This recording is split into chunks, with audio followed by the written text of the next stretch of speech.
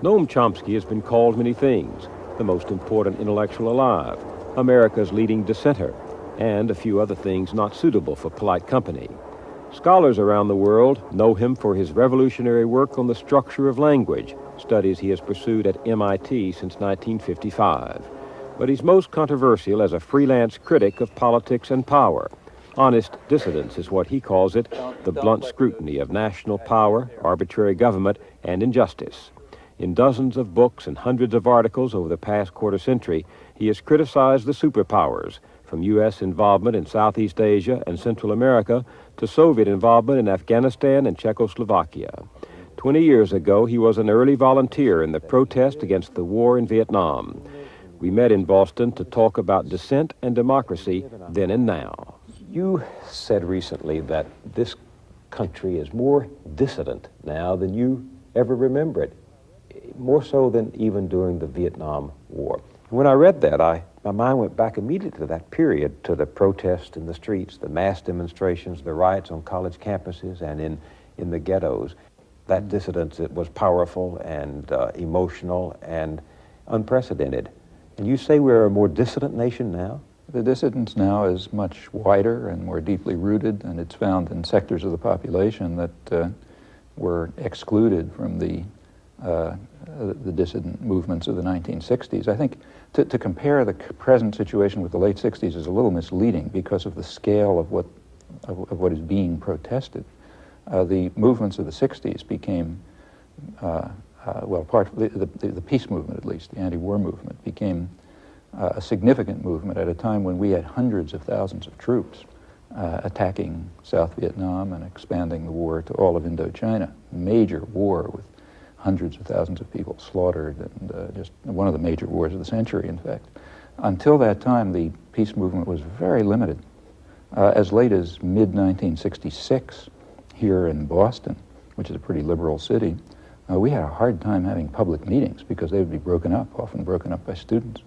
In fact, it wasn't really until late 1966, early 1967, and remember at that time we had, about 400,000 troops fighting in Vietnam, that you got a large-scale protest movement going. Now, compare the 80s. When Ronald Reagan came into office, one of the first things he did was lay the basis for his advisors. One of the first things they did was to lay the basis for direct military intervention in Central America. The white paper of February 1981 was a clear effort to test the waters to see if you could get the population to support direct dispatch of troops to El Salvador and probable military intervention in Nicaragua. Well, the reaction, now that's kind of comparable to, that's roughly comparable to the situation that, say, John F. Kennedy faced in 1961, or even to the late 50s. Now, at that time, intervention could take place without any protest. But as soon as the Reagan people made just the beginnings of an indication that there might be direct military intervention, there was substantial protests, spontaneous protests from all over the country. There were demonstrations. There were the church was protesting. There were letters to Congress. In fact, the protest was sufficient so that they backed off. And the administration backed off because they were afraid that it was going to harm the programs that they were really interested in. They went underground with it. And the Reagan administration was literally driven underground by a dissident population. The scale of clandestine activities, in fact, is a pretty good measure of domestic dissidence. After all, clandestine activities are secret from no one except the domestic population. Are you talking only about dissidence toward Central American policies? Do you see... It's much broader. For example, it's a striking fact that on almost every major issue, the population has been quite strongly opposed to the policies of the Reagan administration. This has been true from the beginning. If you take a look at the polls, the poll results have been quite consistent about this. In fact, apart from a brief period in the very first part of the first year of the administration when there was support for a military buildup, briefly, apart from that, the population has been basically tending towards classical New Deal positions. It favors public spending over, social spending over military spending. The population has been in favor of increased taxes if they are used for improving the environment or education or social welfare and so on.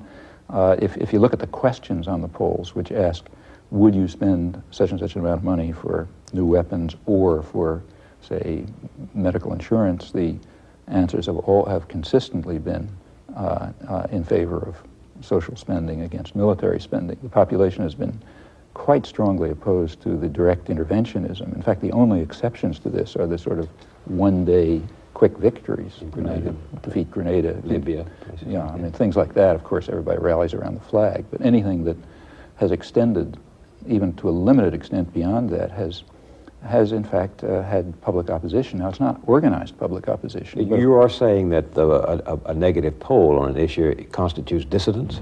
No, it only constitutes dissidence if it becomes articulated. Articulated. Yeah, and on many issues it doesn't become articulated. On Central American policy, it did in fact become articulated, and that's what drove the government underground. Even as we talk, however, 55% of the people in the latest Gallup poll express approval of President Reagan as he is preparing to leave office. Yeah. So that you have what you just have said, polls showing opposition to his policies, right, while he himself remains unusually popular in the public standing. I think there's something much more striking than the polls, and that is the events of the 1980s.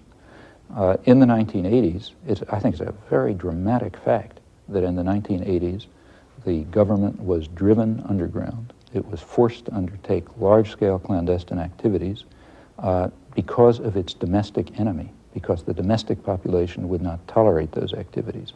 In fact, the Reagan administration is very interesting in this respect. It's the first administration to have created anything like the State Department Office of Public Diplomacy. I mean, there were elements of that before, but here we had I have to tell you, the Kennedy administration, the Johnson administration, the Nixon administration, all engaged in domestic propaganda. Sure. And so did Woodrow Wilson. It's the Creel Commission. That's where it began, really, in the modern world. But there's a substantial increase in scale. I mean, in the Reagan administration, you really had a massive enterprise to control the public mind.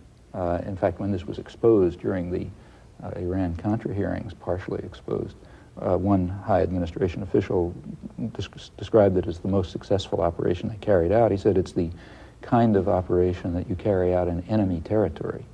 And that expresses the attitude toward the population completely.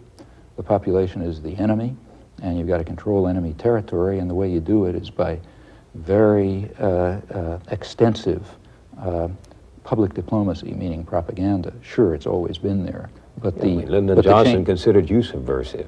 People liked you subversive. That's right. Richard Nixon. But there's a qualitative change. The enemy were the people in the streets, the demonstrators. Right. But the point is there's a qualitative change in the resources that have been devoted and the intelligence that has been devoted and the resources drawn upon to ensure that that enemy territory is controlled. Now, why go into why do that? It's because the enemy is much more dangerous.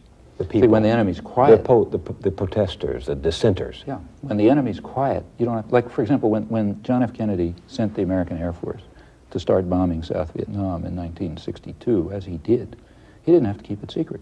It was on the front page of the New York Times. Nobody cared. When Johnson sent 20,000 Marines to the Dominican Republic, in fact, to prevent a democratic revival there, there was a little bit of protest, but it basically wasn't secret. When Johnson sent hundreds of thousands of troops to invade South Vietnam, it wasn't secret. When we subverted the only free election in Laos in 1959, it wasn't secret. Nobody ever cared about these things. The population was really marginalized. That changed. It changed as a result of the popular movements of the 60s, which had a dramatic effect on the country, and I think a lasting effect. You keep coming back, though, to the opposition to the Central American policies, and I have to keep coming back asking, what's the evidence of other dissidents? In the early 60s, there was nothing like an environmental movement. There was nothing like a feminist movement. There was an anti-nuclear movement, but it was a few people sitting in a room somewhere. It's now a movement so vast that it, in fact, got something like 75% support for a nuclear freeze. Couldn't do anything with that support, but that's because because the organizational structure was lacking. But all of these developments are extremely significant. I mean, take, say, the churches. In the 1960s, the churches, by and large, were either supportive of government military intervention or else quiescent. Now it's very different. Now they're right. No, not all. William Sloane Coffin, the civil rights movement was. Coffin's a co-conspirator of mine. We were on, but the civil point is rights these were- movement was driven by churchmen and yes, churchwomen. but the civil rights movement was different. And Martin Luther right. King was himself a Yeah. Baptist minister. Absolutely. And in fact, it was a tremendously important movement, and it was a popular movement which, for the first time, after close to 200 years, at least technically enfranchised a significant segment of the population. Now, that was a movement which did, in fact, have wide-scale support, even business support for that matter. But the thrust of the civil rights movement was not directed against the interests of centralized power in the United States. And that's crucial. The protest against the war, or the environmental movement, or even the feminist movement in other respects, is directed against power. And those are the kinds that didn't exist then. They've developed in the 60s. I mean, they existed to an extent. You're saying there's more yeah. democracy today.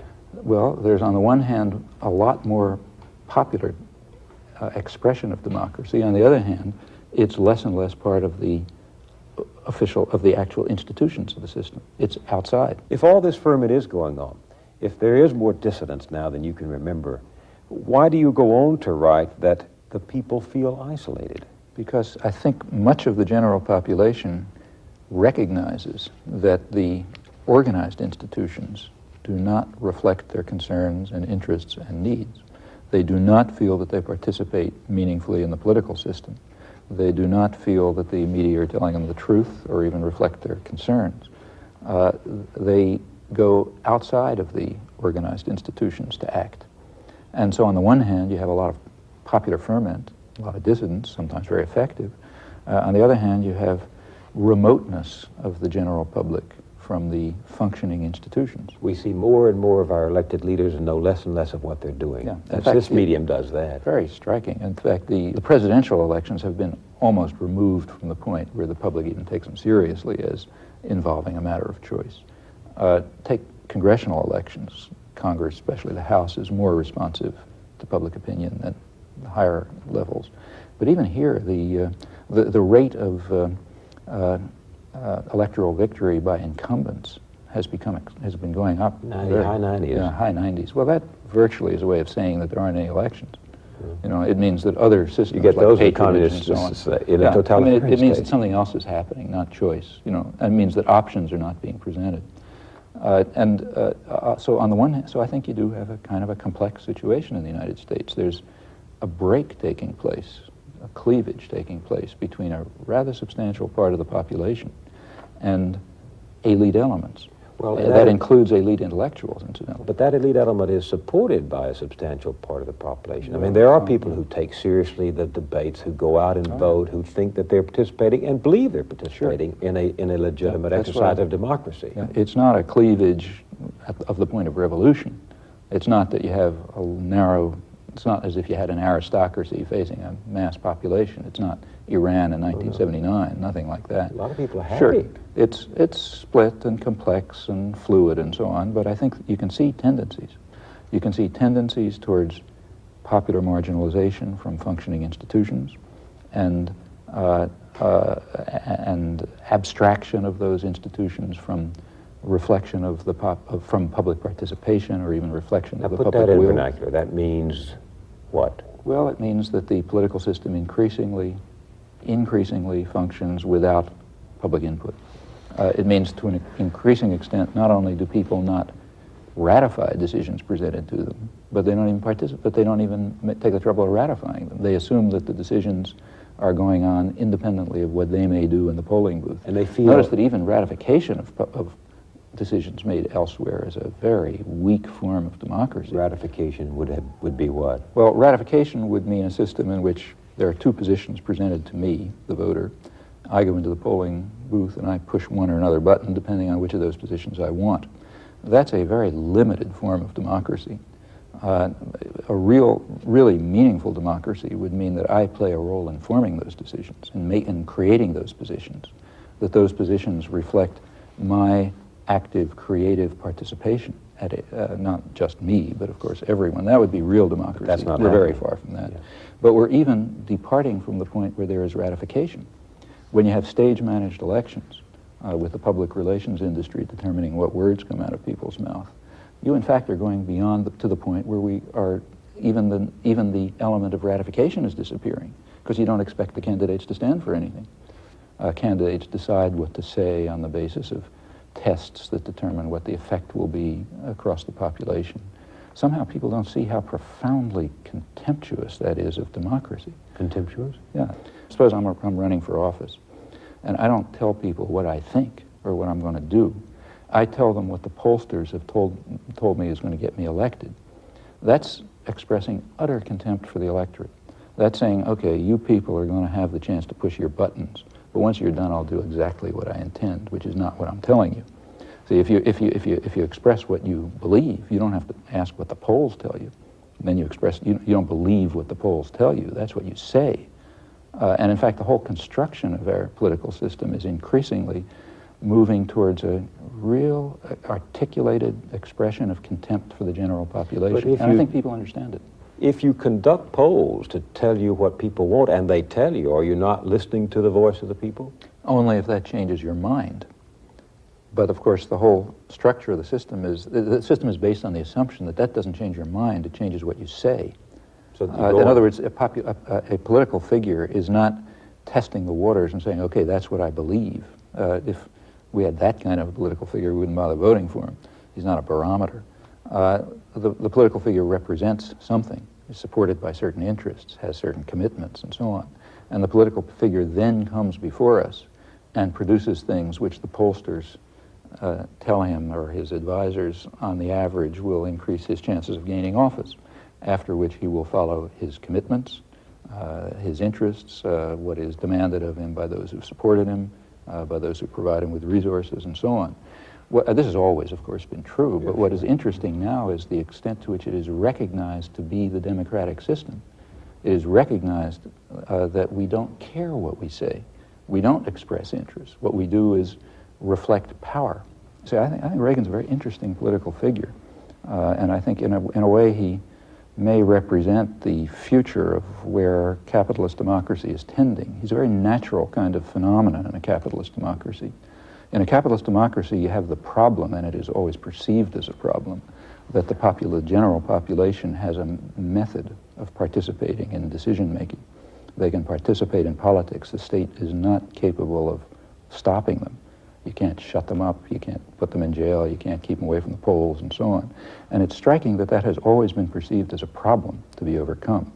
It's what's called the crisis of democracy. Too many people organizing themselves to enter the public arena. That's a crisis we have to overcome. According to a certain view. It has always been understood by, I would say, even the mainstream of democratic theorists, that when the voice of the people is heard, you're in trouble. Because they're always going to make the wrong decisions. The stupid and ignorant masses, as they're called, are going to make the wrong decisions. So therefore, we have to have what Walter Lippmann, back in 1920 or so, called manufacture of consent. We have to ensure that actual decision-making, actual power is in the hands of what he called a specialized class, us smart guys, who are going to make the right decisions. And we've got to keep the general population marginalized, because they're always going to make mistakes. Marginalizing meaning? Reduce them to apathy and obedience. Allow them to participate in the political system, but as consumers, not as true participants. That is, allow them a method for ratifying decisions that are made by others, but eliminate the methods by which they might first inform themselves, second organize, and third act in such a way as to really control decision-making. That is, the idea is our leaders control us, not we control them. Now that is a very widespread view from liberals to conservatives. And how do you achieve this? Well, there are a lot of ways of achieving it, but one of the ways of achieving it is by turning the elected offices into ceremonial positions. If you could get to the point where people would essentially vote for the Queen of England, then and take it seriously, then you would have gone a long way towards marginalizing the public. And I think we've made a big step in that direction. Presidency as ceremonial leader. And see, that's why Reagan's so interesting, because, although a lot of intellectuals try to put the best face they can on it, the fact of the matter is, and most of the population knows, that Ronald Reagan had only the foggiest ideas of what the policies of his administration were. And in fact, nobody much cared.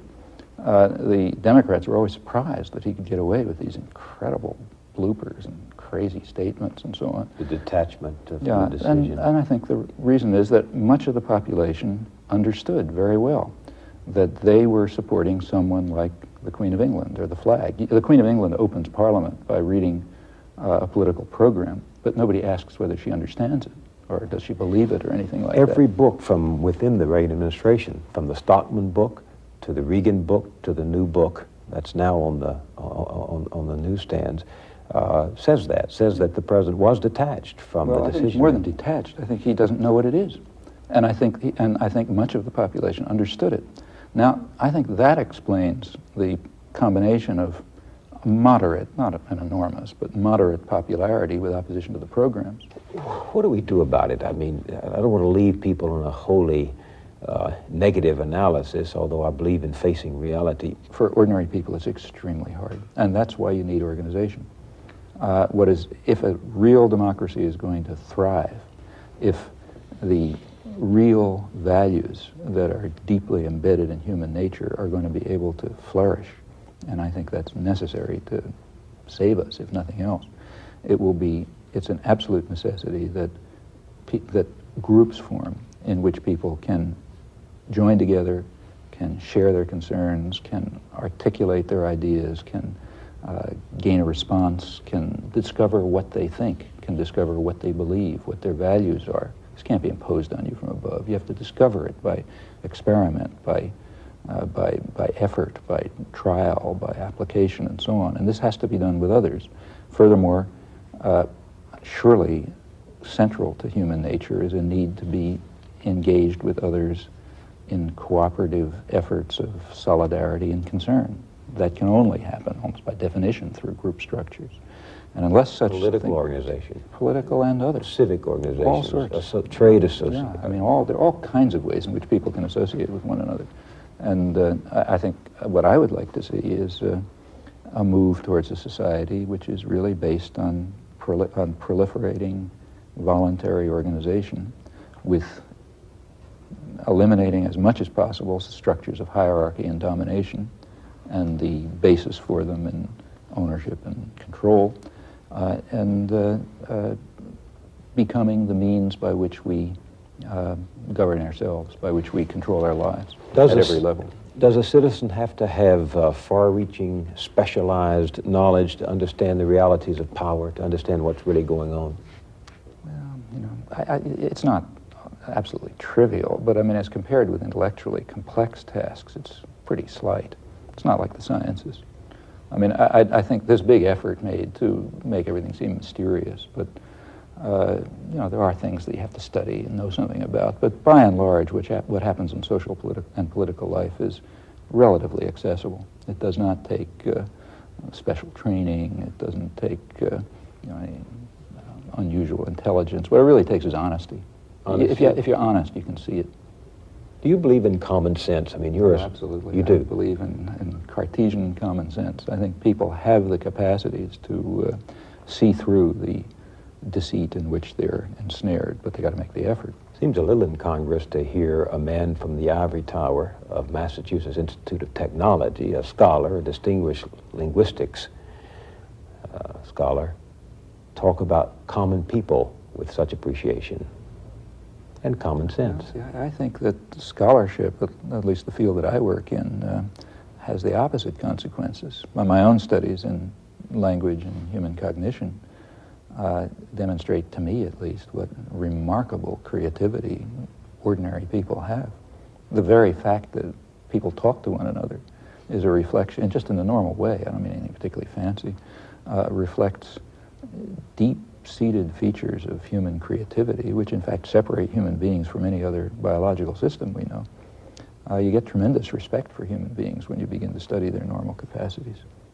You have said that we live entangled in webs of endless deceit, that we live in a highly indoctrinated society where elementary truths are easily buried. Elementary truths such as? Such as the fact that we invaded South Vietnam, or the fact that we're standing in the way of significant, and have for years, of significant moves towards arms negotiation, or the fact that the military system is to a substantial extent, not totally, but to a substantial extent, a mechanism by which the general population is compelled to provide a subsidy to high technology industry. Since they're not going to do it if you ask them to, you have to deceive them into doing it. I think there are many truths like that, and I don't think we don't face them. We have an interesting political system in the United States. It's different from those of the other industrial democracies. This is a very free country. I mean, the individuals are, by comparative standards, the state is very restricted in its capacity to coerce and control us. There's very little they can do. Police can't come in and stop us from talking or anything remotely like that. In fact, even as compared with other industrial democracies, we're very free in this respect. On the other hand, the practical limits on those freedoms are unusually high. This is the practical limits. Well, there are sophisticated mechanisms that have been devised to prevent us from making use of those freedoms, and furthermore, it has been understood for a long period that in a society that's free, in a society where the state does not have the power to coerce, other mechanisms must be found to ensure that the population doesn't get in the way. Other mechanisms being? Indoctrination, elimination of secondary organizations, say unions, other political clubs, ways in which people, for a single isolated individual to participate in a meaningful way in the political system is almost impossible. I mean, you have to have means to inform yourself, to have ideas, to interchange those ideas with others, to turn them into possible programs, to press for those programs. Now that takes access to information, it takes independent media, it requires what sociologists call secondary organizations, means by which isolated people can group together. Active political parties, political clubs. Unions have often played this role in many countries. The United States is unusual in the extent to which all of these structures are weak. So the level of unionization is extremely low, and under the Reagan period has declined even further. Furthermore, the American unions have always been basically apolitical, or largely so. The political system is also unusual. We're the only major industrial democracy that doesn't have a political party which is basically labor-based. We only have one political party with two factions. It's the business party. We have two factions of the business party called the Democrats and the Republicans, and that's unusual. In fact, this perception is transmuted in an odd way into political terminology. So, for example, in the 1980s, each election in the 1980s, the Democrats have been accused of being the party of the special interests. And then they hotly deny it, and they say, no, they're not the party of the special interests. But who are the special interests? Well, take a look behind the rhetoric, and you find that the special interests are women, labor, youth, the elderly, ethnic minorities, the poor, farmers. In fact, it's the entire population. The point being? The entire population are the special interests. Now, if you look closely, there's one group that's never identified as being among the special interests. That's corporations. And that's correct. They're the national interest. And both parties are basically beholden to them. Whereas the special interests have to be marginalized, the population. So everyone denies that they represent the special interests, that is, the people. And they don't say who they do represent, but there is a group notably lacking in this list of special interests. And in fact, it's the group with anyone with his head screwed on knows has inordinate power in controlling economic decisions and setting the parameters for political life and controlling the ideological system and so on. They are not among the special interests. Do you think it is corporations, or is it the capitalist business system whose first priority is the well-being of profit-making for the general welfare, as it is said? Well, of course, everyone, you ask the chairman of the board, and he'll always tell you that he spends his every waking hour laboring so that people will get the best possible products at the cheapest possible price and work in the best possible conditions and so on and so forth. Now, it's an institutional fact, independently of who the chairman of the board is, that he'd better be trying to maximize profit and market share. And if he doesn't do that, he's not going to be chairman of the board anymore. If he were ever to succumb to the delusions that he expresses, he'd be out. Now, he can hold those delusions as long as he performs his institutional role. And the same is true across the board. So, for example, you can be, take, say, Walter Lippmann's specialized class, the experts. Some of them are candid enough to tell you the truth, like Henry Kissinger, who defined an expert as a person who is capable of articulating the consensus of people with power. That's what made him an expert. That's true. If you want to be an expert, part of the specialized class, you have to be able to serve the interests of objective power. That's an institutional role that has to be played, and if you do that, you can be in it. If you want to be a journalist, let's say, you have to accord to the needs of the institutions, and the institutions have very definite needs. I mean, the major media are... They're all corporations. They're major corporations. They, like any other business, they have a product and an audience, a product and a market. The market is other businesses. They sell their product to advertisers. That's what keeps them going. And the product is audiences, and in fact, for the elite media, privileged audiences, because that improves advertising rates. So what the media are, fundamentally, as far as institutions are concerned, they're major corporations selling relatively privileged audiences to other businesses. It's not very surprising to discover that those are the interests they reflect. Furthermore, if you take a look at the managing positions, the managerial positions, the cultural managers, more or less, editors and so on, they're, first of all, very privileged themselves. They share associations and concerns with other privileged people. There's a close interaction and, in fact, a flow of people even between corporate boardrooms and government decision-making centers and media and so on.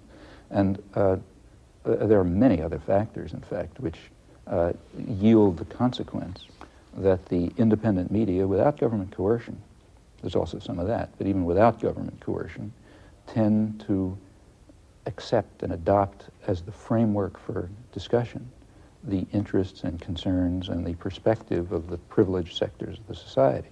That's true of the information system, it's true of the political system.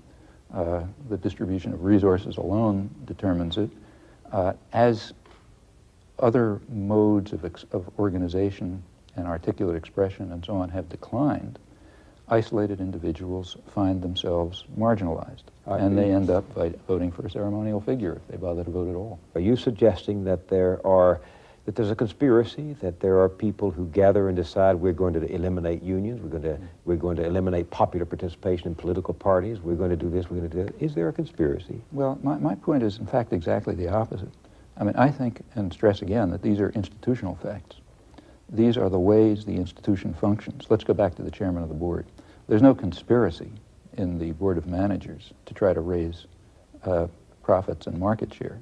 In fact, if the board of managers didn't pursue that program, they wouldn't be in business any longer. It's part of the structure of the social system and the way in which the institutions function within it that they are going to be trying to maximize profit, market share, decision-making capacity, and so on. Doing what comes naturally. It's not that it's, yeah, it's part, you might say it comes naturally, because they would never have gotten to that point unless they'd internalized those values. But it's also constrained. If they stop doing it, their stock's going to decline and so on and so forth, and somebody else will, they'll be bought up and so on. Now, pretty much the same is true of these other institutions. If some segment of the political system, suppose we had an authentic political party reflecting the needs of the special interests, the population, it would no longer be supported. It would be denounced by the information system. It would be condemned for being anti-American or subversive and so on. It would not even have the minimal resources to keep functioning. And since we don't have a network of popular structures to sustain it, it would disappear. You've said that the primary function of the mass media is to mobilize public support for the special interests that dominate the government and the private sector. But that's not how the media see it. They claim, we claim, that our news judgments rest on unbiased, objective criteria. Yeah, that's how we see it. Yeah, but in fact, the chairman of the board also sees what he is doing as a service to humanity. You know, we like the lobster in the trap, we can't see it close behind us? Well, the point is that no one would even make it to a high decision-making position in the media, whether as columnist or managing editor or whatever, unless they had already internalized the required values. Internalized? They believe them. there's a number of things you have to believe to make it to top managerial positions. You have to believe that the United States is unique in history in that it acts from benevolent motives. Now, benevolent motives are not properties of states, whether it's the United States or any other one. They don't have, it's just it's meaningless to talk about. You're saying that the United But you States have to can believe act for... I mean, it acts because of the interests of groups that have power within it, like any other society. But anyone who believes this truism is already excluded. You have to believe that whatever the United States does is defensive. If we bomb South Vietnam, we're defending South Vietnam. If the Russians invade Afghanistan, that's not defense. Now, of course, I suppose if you go to the Politburo, they'll tell you they're defending Afghanistan. They're defending it against terrorists supported from the outside. And of course, there's a, we know that they'll in fact even tell you they were invited in. And there's a kind of an element of truth to all of that, but we naturally dismiss it as nonsense. On the other hand, when we create a government in South Vietnam to invite us in, and we attack the population of South Vietnam, and we bomb people to drive them into concentration camps to separate them from the guerrillas who we concede they're supporting and so on, we're defending South Vietnam. And anyone who doesn't agree with this is not part of the system. You're equating the Soviet Union and the United States, and the Gene Kirkpatricks and others would say, of course, that's the fundamental fallacy of Dr. Chomsky's approach, is that he is saying there is a moral equivalency. I don't say anything of the kind. These notions are in fact inventions of the Gene Kirkpatricks and other reactionary jingoists. The Soviet Union and the United States are at opposite poles among contemporary political systems. What I'm saying is that even though they are at opposite poles, in some respects they behave alike. And that's for deep-seated reasons that have to do with the exercise of power and institutions and so on. And that has nothing to do with moral equivalence. You do admit that we are a free society. That I admit it. I insist upon it. I insist that we are a free society and that the Soviet Union is a dungeon, and therefore we have completely different methods of population control, completely different methods. In fact, I've written a lot about this. There's no moral equivalence here.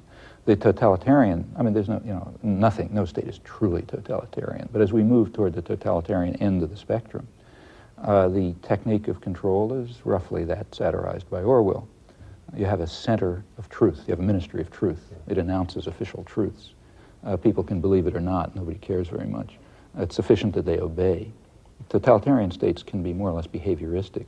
They don't really care what people think, because they always have a club at hand to beat them over the head if they do the wrong thing. Force people to do what they want to do. As long as they can think what they like in private, but they better do what we tell them in public. That's the model towards which totalitarian states tend. As a result, the propaganda may very well be not too effective. On the other hand, a democratic state can't use those mechanisms. Can't force anybody to... You can't force people. Therefore, you have to control what they think. Since power is still concentrated, but in different hands in our society, largely in private ownership, and you can't control people by force, you'd better care what they think. So that's which means you have to have other forms, and in fact more sophisticated forms of indoctrination. I did an interview once with Edward Bernays, who is considered the pioneering figure in American business public relations, and he talked through there about the engineering of consent. Yeah, that's his phrase. Yeah. And he thought it's a wonderful thing. In fact, he described it as the essence of democracy. Yeah, he said if the consent of the government presupposes that efforts at persuasion, at trying to persuade people to see things your way. But notice the picture. The picture is certain people are in a position to persuade, and the essence of democracy is that they have the freedom to persuade. Now, who has the freedom to persuade? Well, who runs the public relations industry? It's not the special interests. They're the targets of the public relations industry. Public relations industry is a major industry, closely linked to other corporations.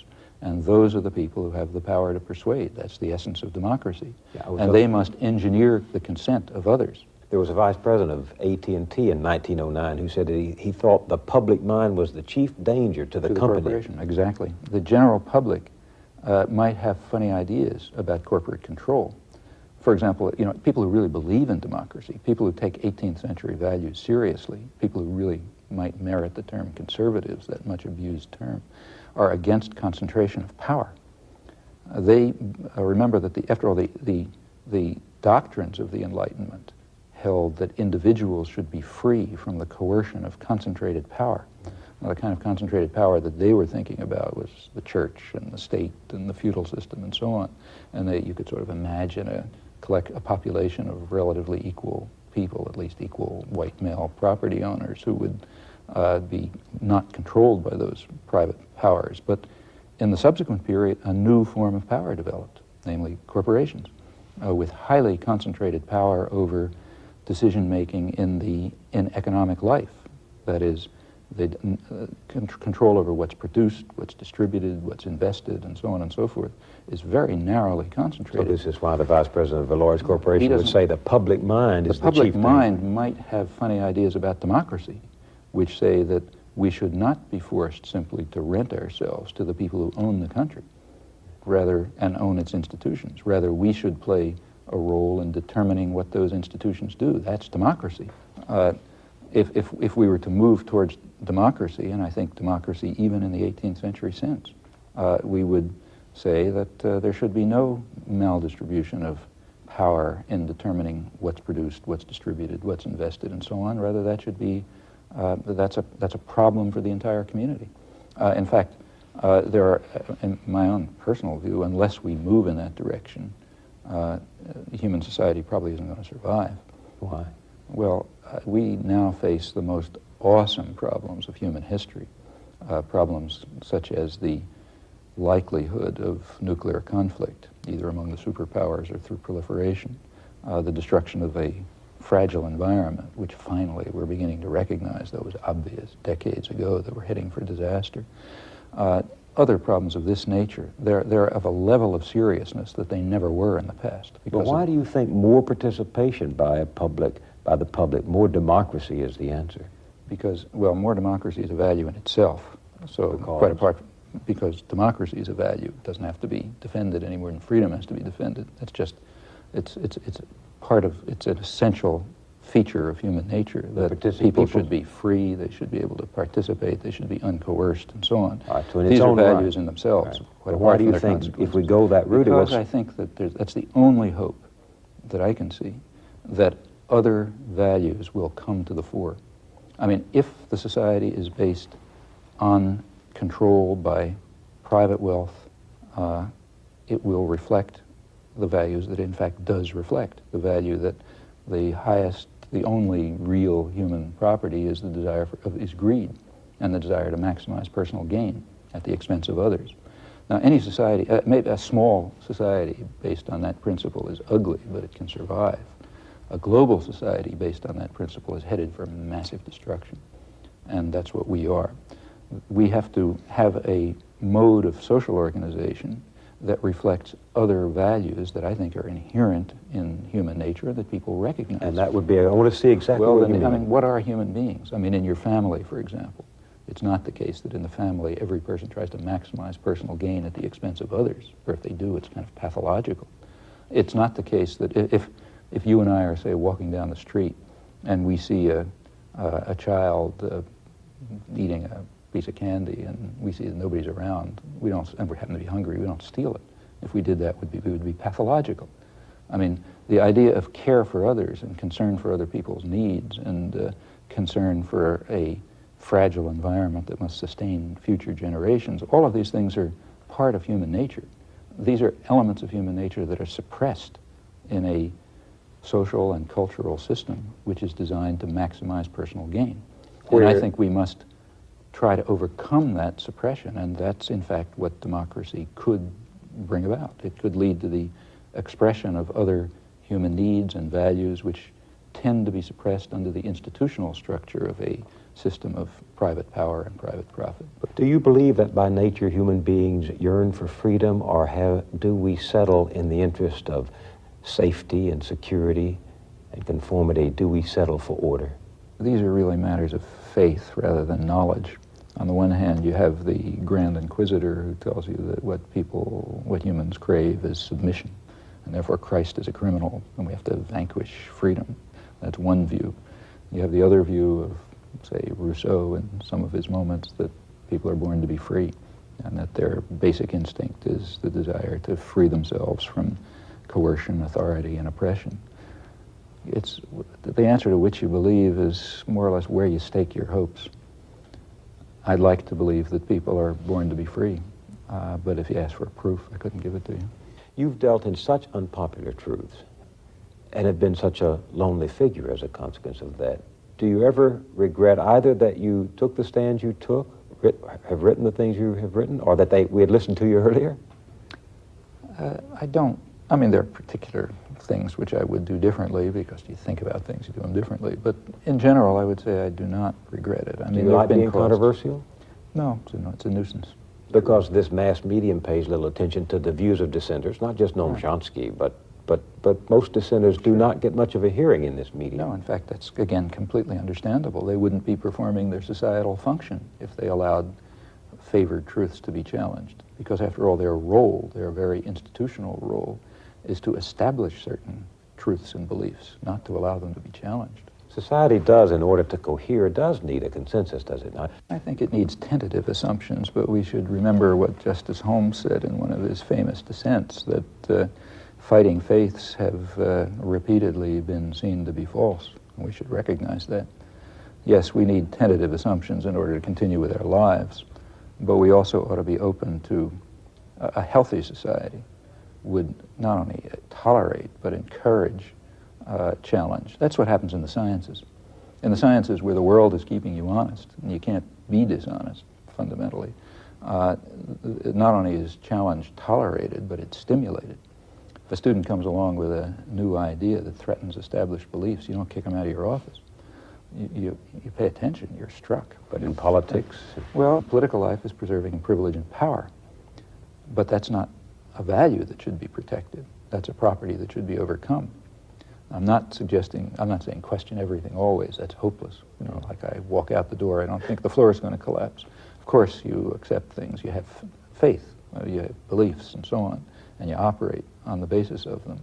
But you should, if honest, recognize that they are subject to challenge, and that if the past is any guide, they're probably wrong, because beliefs have generally been wrong in the past. Also, we just understand more. We understand more about ourselves as history continues. It's hard to look at the 20th century and be an optimist, but still, there's some moral progress in history. I would take, say, slavery. It wasn't very long ago that slavery was considered moral, not just that we want to do it. The slave owners didn't normally say, look, nice for me, so I'll do it. They offered a moral basis for slavery. Nobody does that anymore. That's an improvement. Just in our own lifetimes, this has happened. Take the issues raised by the feminist movement. That women do have equal rights. These were things that many people simply did not see 30 years ago. Now, the problems are still there. At least we see them. That's greater insight into our own nature. It's insight, it's discovery of forms of repression and authority that we know we do not accept as moral human beings and that we ought to try to overcome. And I think you can sense such progress. At the same time, you also have decline. I mean, Nazi Germany and Stalinist Russia are... The genocide of this century, the Holocaust, all indescribable. So that's why I say it's hard to look at the 20th century and say that you're an optimist. What about the 21st century? Well, I don't think we're going to get far into the 21st century unless these problems are overcome, because the problems are no longer localized. I mean, Hitler's genocide was probably the worst moment in human history, but it was still, in a sense, localized. It was a huge massacre, but it was bounded. The problems we're now facing are not going to be bounded. A nuclear war, for example, if there's a superpower confrontation, or even a confrontation among lesser nuclear powers, that's not going to be bounded in any sense that wars were in the past. Or if we all unplug the environment. Or if we do not, if we continue to act on the assumption that the only thing that basically matters is personal greed and personal gain, the commons will be destroyed. We didn't have to worry about that too much in the past. It was happening. But now it is clear that they're going to be destroyed. Other human values have to be expressed if we hope if future generations are going to even be able to survive. From Boston, this has been a conversation with Noam Chomsky. I'm Bill Moyers.